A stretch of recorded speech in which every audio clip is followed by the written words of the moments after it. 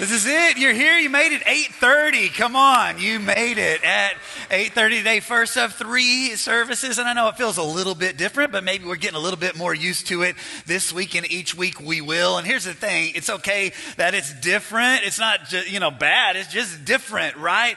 And it's the same church, same people, same vision, same God that is at work. And so we're so excited to have you be a part of it today. And with 3 services, we have 3 opportunities to have moments with God. And that's what we're all about, those moments that lead to lives being changed. And we get to do that. We get to celebrate that. Actually, over this next month, lots of different moments that are happening. In fact, next week, everybody say next week.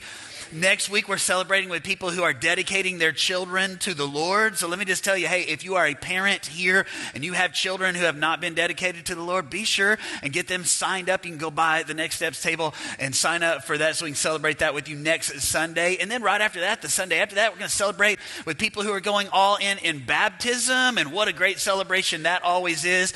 And if you have not been baptized, be sure and get signed up so that we can celebrate that with you. You can do that at the Next Steps table as well. And then today is game day. So how many wore your game day gear? Come on, represent your team. Let me hear you. Oh, some of you are not real excited about that today. I'm telling you what, I see a little Cowboys gear. I see a little Stars gear out there. See some A&M stuff. Do I have any Boomer Sooners out there? Come on, can I hear? I'm surprised I didn't get any boos. You notice I wore something that I can cover this up just in case y'all won't pay attention. Because of what I am wearing today, but we're having a little bit of fun. It is game day. How many excited? Anybody excited about the game tonight? Yeah, a few of you. Who's rooting for the Seahawks? Who's rooting for the Patriots? Who's rooting for the commercials? Come on, that's right. Who doesn't care at all? I guess I don't even care. Yeah, kind of that's how I am on it this year. Well, hey, it's okay. Everybody look at your neighbor and tell them it's okay. It's okay. In fact, that's what we've been talking about this last couple of weeks. We started last week this brand new series called It's Okay. And here's what we're doing is we're talking about some of the things in life that just put the pressure on us. Some of the stressors of our life that cause stress in our emotions and in our mental health. And we're looking at God's word to see what God has to say about some of these things. And we are learning that, hey, come on, we live in a world where there are a lot of things that are not okay. How many would agree with me on that? Man, you look around, you see the things that are happening in our society and our world today, and man, it's not okay. But here's the promise that we have, that Jesus says even when it's not okay, it can be okay because of him, right? In fact, we've had this key verse that's really kind of going to lead us through this series. If you have a Bible, you can open up there, and it's found in John, the book of John, chapter 15 or chapter 16. And look what Jesus says. He says, I have told you these things so that in me, everybody say in me, so that in me you may have peace.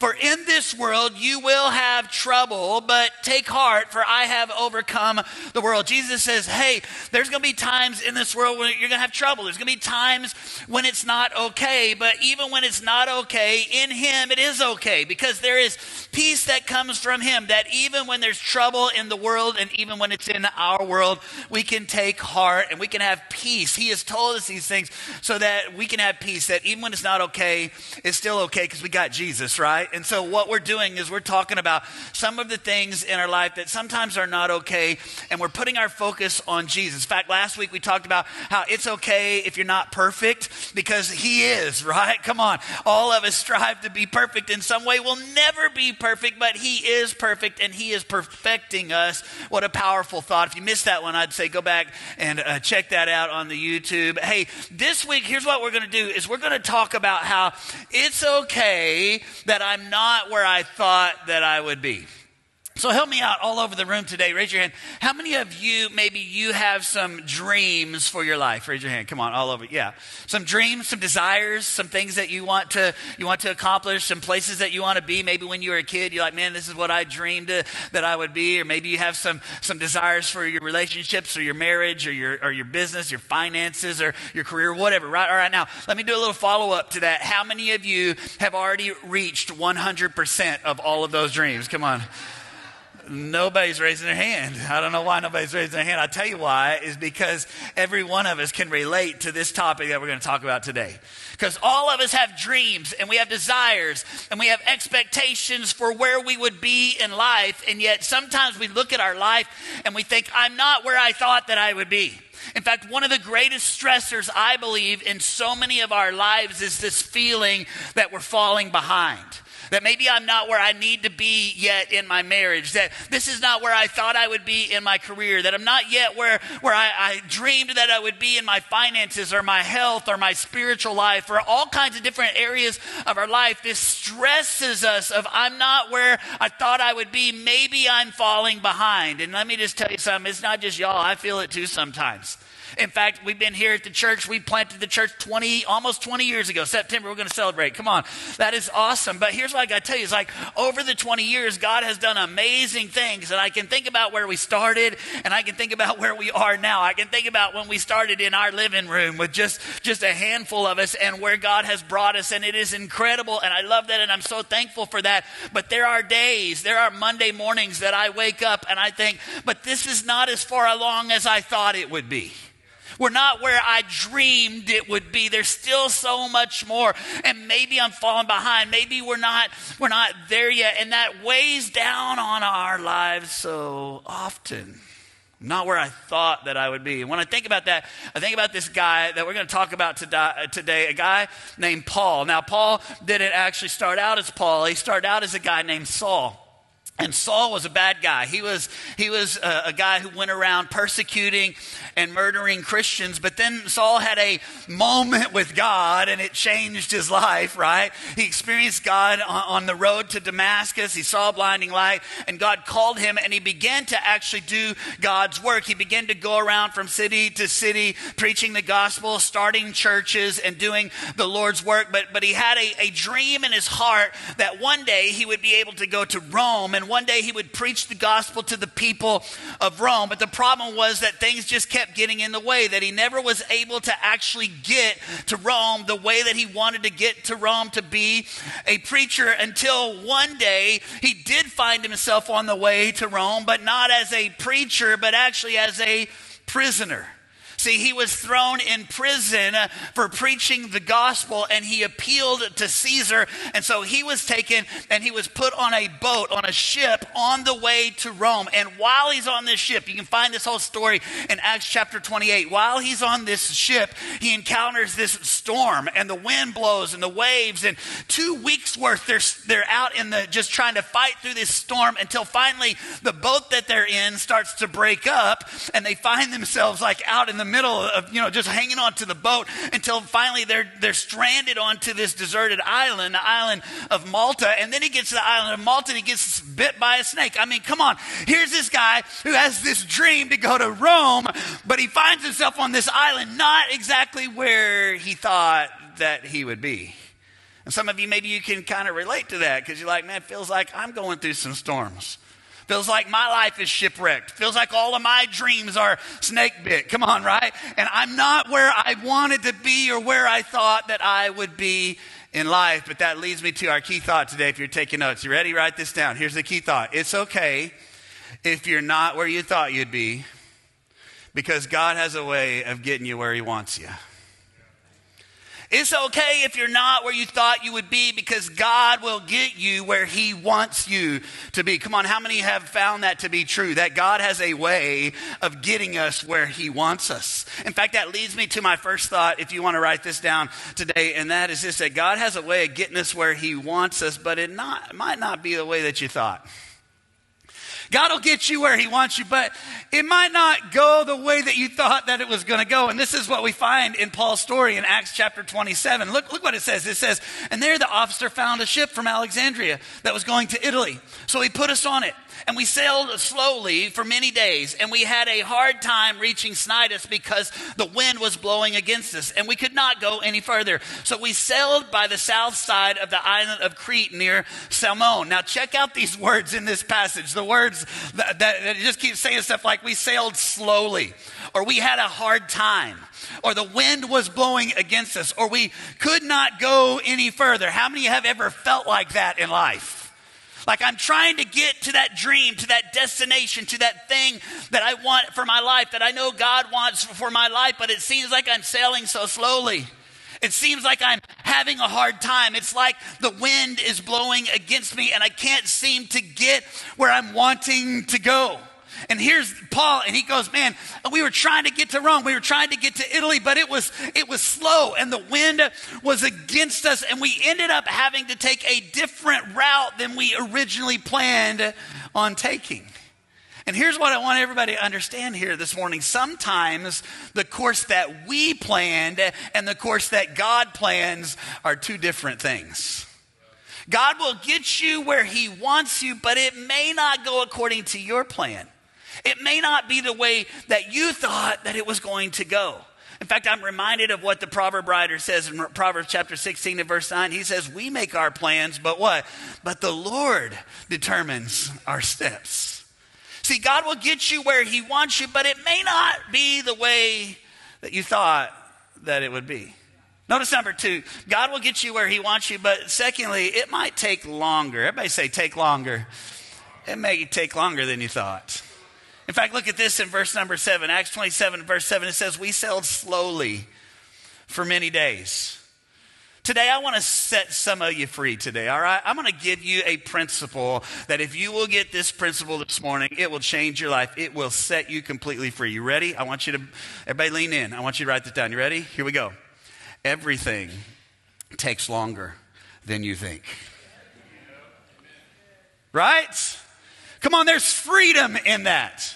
Because some of us are like, oh man, come on, all the guys in the house, you know what I'm talking about. Oh man, I'll just do that project. We'll just knock it out real quick, right? Famous last words. Everything always takes longer than you think that it is going to take. And the reason that this is so freeing is when you understand this, come on, it saves you so much frustration. It's the expectation gap. You've heard me talk about it so many times before. When I expect something, but what I actually experience is different than what I expect. What fills up the gap there? What fills up the gap is frustration. I thought it was going to take this long, but it actually took this long. And so, I'm so frustrated. And so if you will just understand, come on, if you will just get this thought, everything always takes longer than you think that it's going to take. And some of you are frustrated with your life because you're not where you thought that you were going to be in life yet. And you're so frustrated. But let me just tell you something. Sometimes it takes longer than you think. Some of you are going, why is my marriage not where I wanted to be? Come on, we went to that marriage thing. It ought to be fixed by now. Why are my finances not what I thought they'd be? We did that tithing thing. You'd think God would bless by now. Why am I not leading? Man, I've been serving on that team for 2 weeks. You'd think they'd put me by a leader by now. You know what I'm saying? Like, why is my business not taking off? We started it last year. You would think you'd be ready. Come on, and we have these expectations that things are going to happen just really quickly, that suddenly we're going to get where God wants us and where we want to be in life. But if we will understand, hey, everything takes longer than you think, it gives us a freedom. In fact, this is what Paul wrote about in Galatians chapter 6 and verse 9. Look what he says. He says, let us not become weary in doing good for what? At the proper time. We will reap a harvest if we do not give up. Look at those words. At the what? At the proper time. Well, Pastor, when's the proper time? I don't know. You don't know. If I knew, I would tell you. Our job is not to know the proper time. Our job is just to not get weary and give up. Our job is to keep being faithful. See, God will get you where he wants you, but it may not go the way that you thought. And it may actually take longer than you thought that it was going to take. And our job is not to figure out how it's all going to work out or when it's all going to work out. Our job is just to be faithful, to not grow weary, to keep doing what God asks us to do. And when we do that, he'll get us where he wants us. But it may not be the way we thought. It may take longer than you thought. Number 3, God will get you where he wants you, but it might be scarier than you thought. Look at this in verse number 14. But then a very strong wind named a nor'easter came from the island, and the ship was caught in it and could not sail, and we could not sail against it. So we stopped trying and we let the wind carry us. And when we went below a small island named Kata, we were barely able to bring in the lifeboat. And after the men took the lifeboat in, they tied ropes around the ship to hold it together. And the men were afraid that the ship would hit the sandbags of citrus, so they lowered the sail and let the wind carry the ship. And the next day, the storm was blowing so hard that the men threw out some of the cargo. And a day later, with their own hands, they threw out the ship's equipment. And when they could not see the sun or the stars for many days, and the storm was very bad, we lost all hope of even being saved. You talk about some scary stuff. Here they are, huge storm, boats falling apart. They're holding the thing together by rope. They're throwing cargo overboard. They're throwing equipment overboard. They can't see the sun or the stars because the storm is so bad. They're losing all hope. Come on, this is scary stuff. And here's the thing, come on. If you're going to follow God, there are going to be moments when it's scary. There are going to be moments when you're not sure if you're going to make it through. I can tell you in the 19 plus years that we have been the pastors here, and since we started this church, there have been some scary moments. Some moments I didn't know if we were going to make it. Some moments when we were trying to follow God, but we faced some storms, and we faced some shipwrecks, and we faced some snake bites. Come on, we faced some difficult things. There were some times when God asked us to take steps of faith, and I didn't know. In fact, those are recent. Even starting this third service is a step of faith of going, man, I don't know how that's going to work out. And it's scary sometimes. Following God, having faith sometimes is scary. Some of you don't know what you're going to do in your job situation or your health situation or your relationship. And it's scary, but what do? Look what it says that they did in verse 15. It says, so we stopped trying and we let the wind carry us. Sometimes in those moments where we're not where God wants us or where we're not where we thought we would be, what we have to do is we have to let go of control. And we have to go, man, I'm scared and I don't know how all this is going to work out. But by faith, what I'm doing is I'm putting my trust in him and I'm letting the wind of his spirit guide me to where he wants me to be. See, God will get you where he wants you. It might not be how you thought. It might take longer than you thought. It might be scarier than you thought. Notice number 4, it might be more painful. Everybody say painful. It might be more painful than you thought. Look at this in Acts 28, verse 3. So Paul gathered a pile of wood brush, and as he put it on the fire, a viper, driven out by the heat, fastens itself to his hand. Come on now, guys. Now it's going too far. I mean, shipwreck, okay, right? Snake bite, come on, snakes. Just seeing a snake would be bad enough for me. And here, this snake bites him. And here's the thing. Sometimes following God, guys, is painful. Sometimes you get bitten. I tell you, as a pastor, sometimes it's painful. One of the things I love being a pastor, but here's the thing is that as a pastor, you're a shepherd, and so you're leading sheep, and sometimes sheep bite. And it hurts. It's painful. Some of y'all, you know what I'm talking about. Because you've been hurt. Maybe you've been hurt by someone in church. Maybe you've even been hurt by a pastor. Maybe you've been hurt by circumstances and situations and things that you had no control over, and you feel that pain and you think, God, where are you in the midst of this? Like I had these dreams for my life and I'm trying to follow you, but I'm not where I thought that I would be. I'm not where I want to be. And here's the good news though, is that God is with you in the middle of it, that he will get you where he wants you to be, but he'll also be with you even in the midst of those painful moments, that even when it's painful and even when it's hard and even when it's taken a long time and even when it's scary, come on, there is peace. Jesus says, I have told you these things so that you will know that when you're in those moments of trouble, when you're in those times when things are not okay, I've told you this so that you can have peace in the midst of that.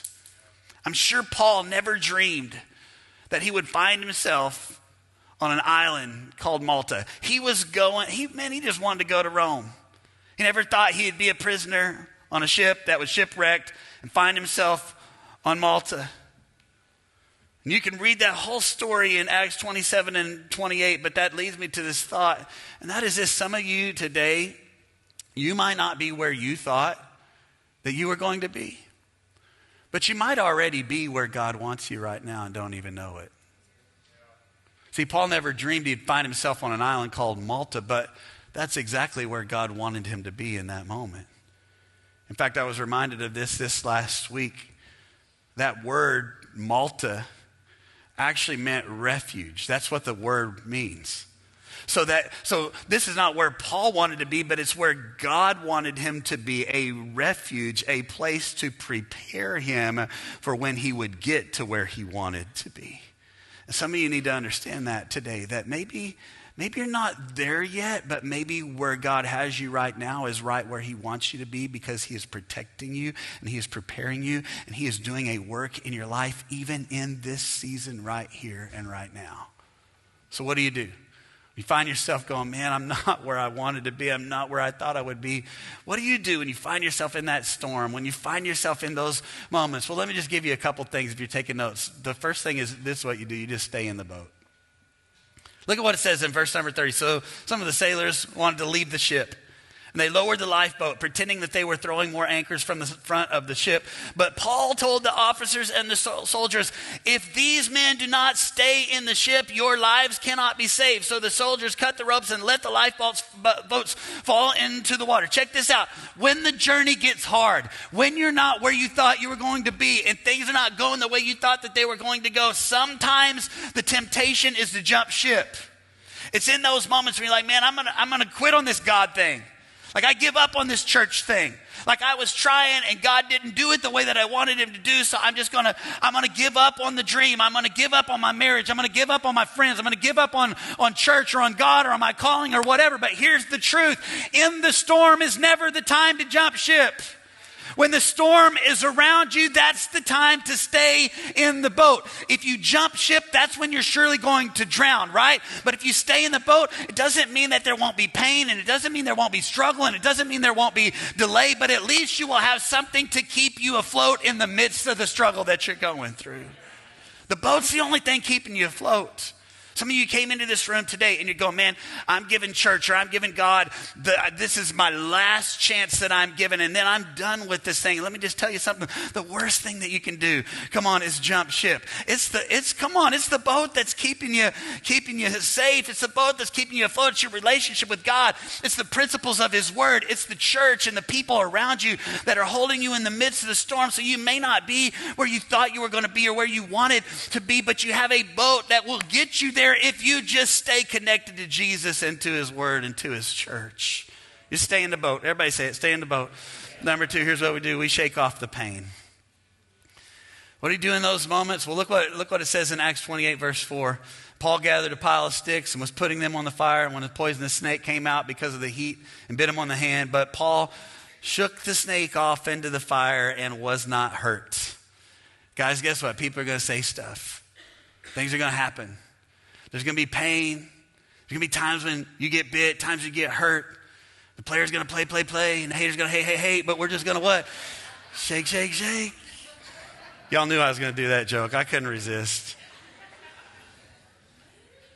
Here's the deal. You will get hurt. You decide to follow Jesus, it's going to be painful at times.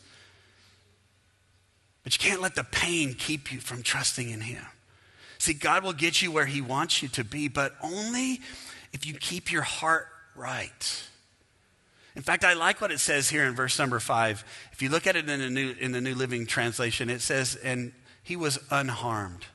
So when Paul was bit by that snake, he experienced the pain. It hurt him, but it did not harm him. Why? Because he didn't allow the poison to go down deep. And here's what I'm trying to tell you today is, like, if you're following Jesus, there will be moments of pain. There will be times when it hurts. And I'm not trying to belittle that or take away from that, because I've experienced it too. I know you have experienced it. But here's the difference. It can hurt you without harming you.